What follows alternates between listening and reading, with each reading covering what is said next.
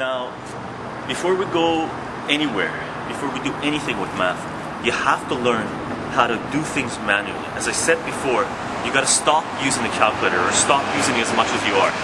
Basically, you have to learn how to do things manually. So I'm just going to show you how to add and subtract, multiply and divide by hand.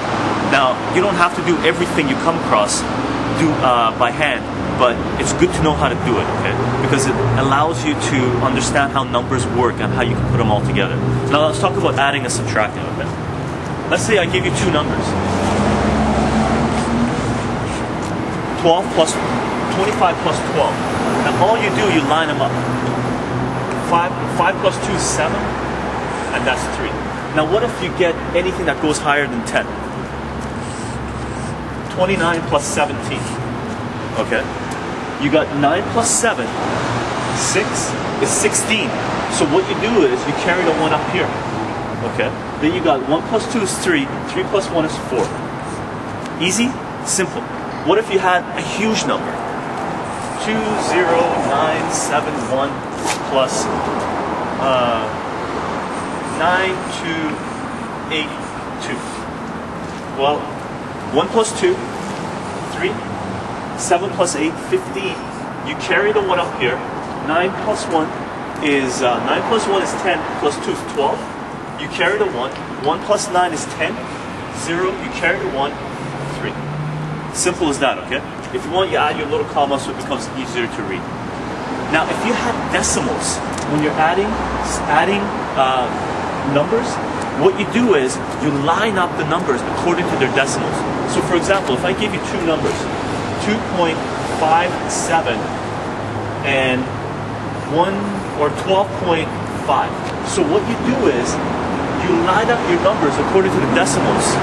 So you go 2.57, 12.5. And you're adding them based on this boundary. So there's no number here, so you just add a 0.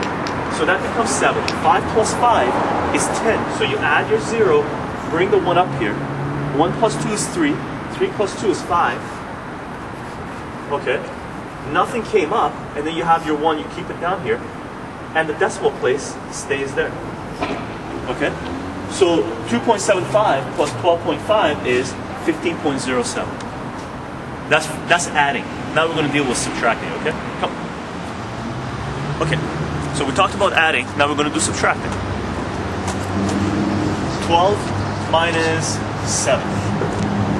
Now what you do here is, you're subtracting 7 from 12, and you got to line up your numbers, okay? Now 7, you can't take 7 away from 12, so what you do is, you got to borrow 1 from here. So you cross this off, this becomes 0, the 2 becomes 12. 7 minus 12 is 5. Now obviously that was simple, okay, you already knew that. But when you go to higher numbers, that's the same process you're going to be using, okay? So if you have 257 minus 29, okay? So what you do is, you can't take 9 away from 7, so you're going to borrow 1 from the 5. So that becomes 4, this becomes 17. 9 minus 17 is 8. 2 minus 4 is 2, and there's nothing to subtract here, so that becomes 2. That's subtracting. And with the decimals, it works the same way. Line up your decimals, and you continue the same way you did with the additions, okay? So if you're doing 2.51 minus 1.9. So the way you do this is, there's nothing to subtract here, so that's just a 0. That just becomes 1. 9 from 5 you can't take, so you borrow 1 from this. This becomes 15. 9 minus 15 is 6. 1 minus 1 is 0. And your zeros line up here, you put it down here. Okay? That's subtraction. Let's go on to multiplication, okay?